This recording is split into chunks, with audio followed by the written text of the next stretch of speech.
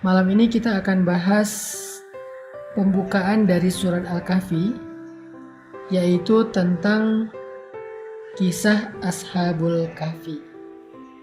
Oke, coba teman-teman buka surat Al-Kahfi, dimulai dari ayat 9.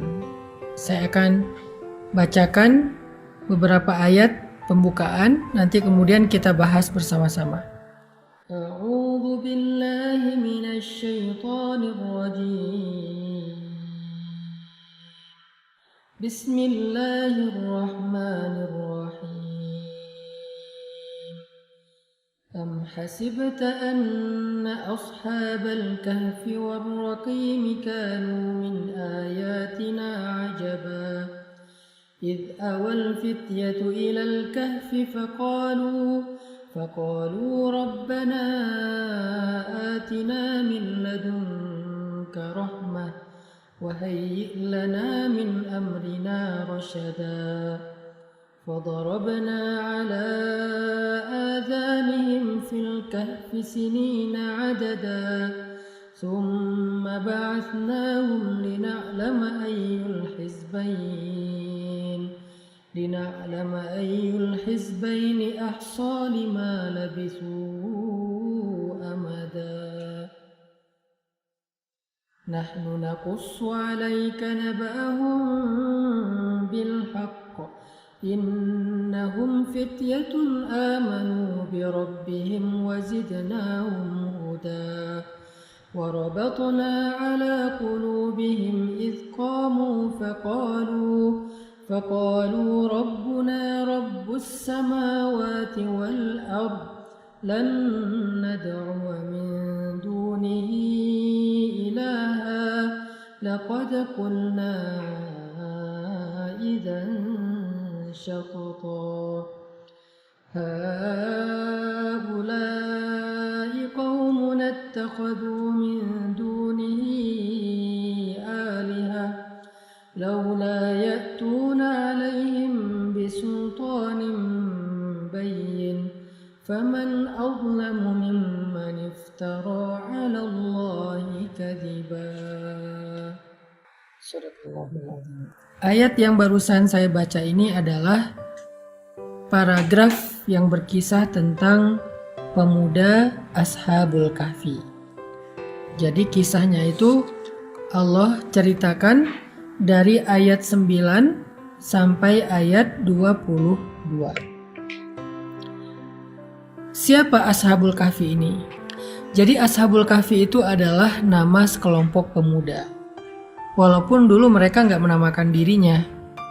Karena memang salah satu di antara semangat anak muda itu adalah membuat organisasi atau membuat komunitas. Itu salah satu tabiat anak muda. Jadi nama ini Allah sendiri yang ngasih dengan istilah yang ada tadi di dalam ayat 9, am hasibta anna ashabal kahfi war-raqim. Jadi Allah sendiri yang memberi nama mereka dengan nama kelompok pemuda yang ada di dalam gua. Yang jelas Ashabul Kahfi ini adalah sekelompok anak muda yang mendapatkan petunjuk setelah mereka bertemu dengan satu orang nabi atau orang solih. Lalu mereka mendengar nasihat dari laki-laki ini. Mereka belajar dari laki-laki ini tentang tauhid, tentang Allah, ibadah kepada Allah, kemudian tentang akhlak, sehingga hati mereka merasa berkenan. Mereka merasa tertarik dengan ajaran Nabi ini. Lalu mereka pun belajar secara lebih serius sampai akhirnya mereka kemudian berpisah dengan Nabi atau guru mereka. Ini cerita singkatnya Ashabul Kahfi. Nah, jumlah mereka pun ikhtilaf di antara banyak periwayat cerita. Makanya Allah katakan di ayat 22 itu sayaquluna salasatun rabi'uhum kalbuhum wa yaquluna khamsatun sadisuhum kalbuhum wa yaquluna sab'atun wa thaminuhum kalbuhum. Ada yang mengatakan jumlah mereka 3, 4 dengan anjingnya. Ada yang mengatakan jumlah mereka 5, 6 dengan anjingnya. Ada yang mengatakan jumlah mereka 7, dan 8 dengan anjingnya. Allah menjawab, Rabbi a'lamu bi'iddatihim. Allah lebih tahu jumlah mereka. Terus kenapa pemuda ini menjadi istimewa? Allah mengatakan innahum fityatun. Mereka adalah pemuda. Tapi nggak cukup segitu aja. Sehingga buat kita, kalau kita mau jadi orang yang istimewa di mata Allah, nggak cukup sekedar menjadi pemuda doang. Karena modal usia doang itu belum cukup. Modal kekuatan fisik doang itu belum cukup. Modal penampilan doang itu belum cukup. Terus yang bikin kita istimewa itu apa? Allah menjawab dengan jelas di sini, amanu bi rabbihim, iman. Jadi yang menjadikan seseorang itu istimewa lebih daripada yang lain adalah isi hatinya, iman. Allah tuh nggak ngelihat penampilan kalian. Allah tuh nggak ngelihat perbuatan atau pekerjaan kalian. Allah tuh nggak ngelihat aset atau harta kalian, tetapi yang Allah lihat adalah isi hati kalian. Di sini maksudnya apa? Maksudnya penampilan menarik itu bukan yang paling awal Allah lihat dari seseorang. Pekerjaan yang karir yang sukses bukan itu dulu yang Allah jadikan sebagai penilaian mulia atau enggaknya seorang hamba. Hartanya, simpanannya, tabungannya, asetnya banyak, bukan itu yang Allah lihat dulu. Yang Allah lihat, yanzuru ila qulubikum. Allah lihat ke dalam hati kalian. Apa maksud ngelihat ke dalam hati? Di sisi Allah, di mata Allah, orang yang di dalam hatinya ada iman, dialah orang yang mulia. Walaupun penampilannya tidak menarik, walaupun pekerjaannya tidak dianggap sebagai pekerjaan yang mapan, walaupun hartanya sedikit, tetapi kalau di dalam hatinya ada iman, maka dia adalah manusia yang istimewa di sisi Allah Subhanahu wa taala. Sehingga innahum fityatun, anak muda ini menjadi istimewa karena di dalam hatinya ada iman, amanu bi rabbihim. Di sini Allah lagi ngajarin kita tentang persepsi. Apa yang disebut dengan mulia, apa yang disebut dengan hina. Allah lagi ngajarin kita tentang cara pandang dalam melihat seseorang. Jangan melihat seseorang itu mulia karena penampilannya aja. Allah lagi ngajarin kita jangan sampai kita memandang seseorang itu mulia karena kagum kepada karirnya atau jabatannya. Jangan sampai kita memuliakan seseorang hanya karena hartanya. Tapi cobalah lebih dalam, muliakan seseorang karena imannya. Muliakan seseorang karena kesolihannya. Muliakan seseorang karena kebaikan hatinya. Kalau Allah memandang seseorang dengan sudut pandang ini, maka Allah ingin kita juga menggunakan perspektif ini dalam melihat seseorang. Yang perlu adalah kita tetapkan nih, perspektifnya apa dulu? Siapa orang yang istimewa di mata kita? Tanya kepada Allah. Harusnya orang yang istimewa di mata kita adalah orang-orang yang istimewa di mata Allah.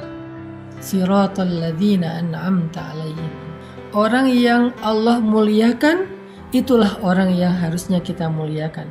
Orang yang Allah istimewakan, itulah harusnya orang yang kita istimewakan. Siapa mereka? Banyak.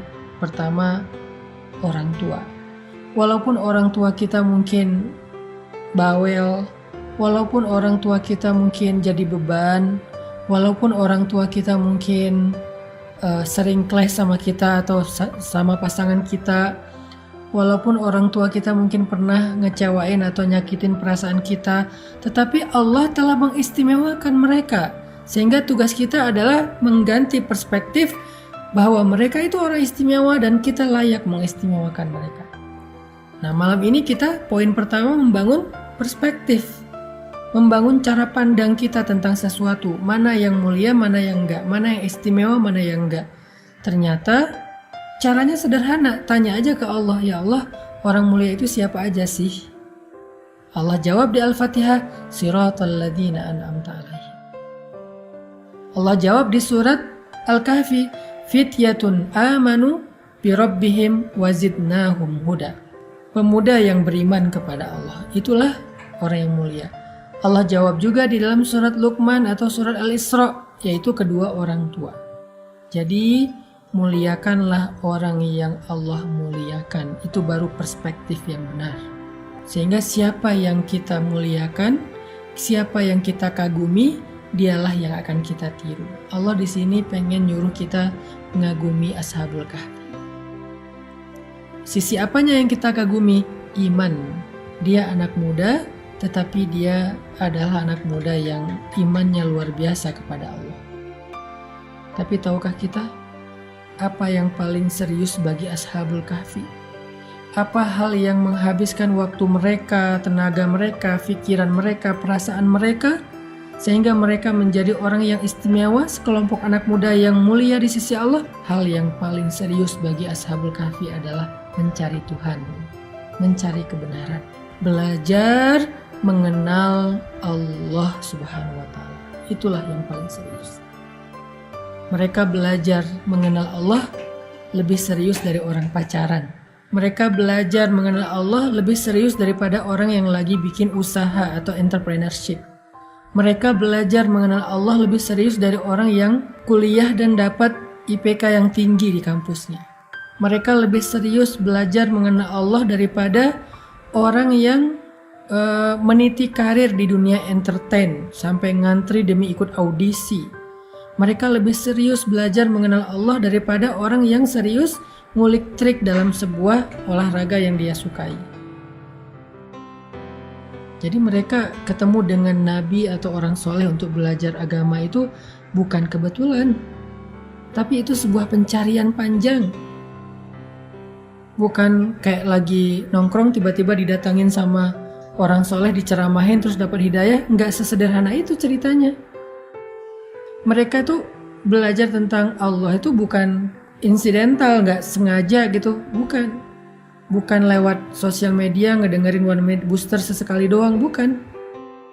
Tetapi sebuah pencarian panjang dan serius.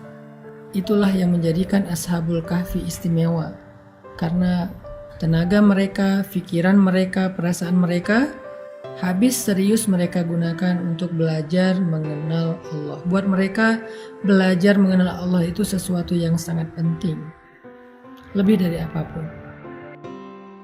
Karena mereka orang yang berpikir, mereka orang yang cerdas. Saking cerdasnya, mereka bisa tahu bahwa hal yang paling penting dalam hidup itu adalah menemukan pencipta. Agar kita tahu kenapa kita diciptakan, untuk apa kita diciptakan, lalu kemana setelah kita mati. Saking cerdasnya mereka, saking briliannya mereka bisa mengerti bahwa hal yang paling penting dalam hidup itu mengenal Allah Subhanahu wa Ta'ala.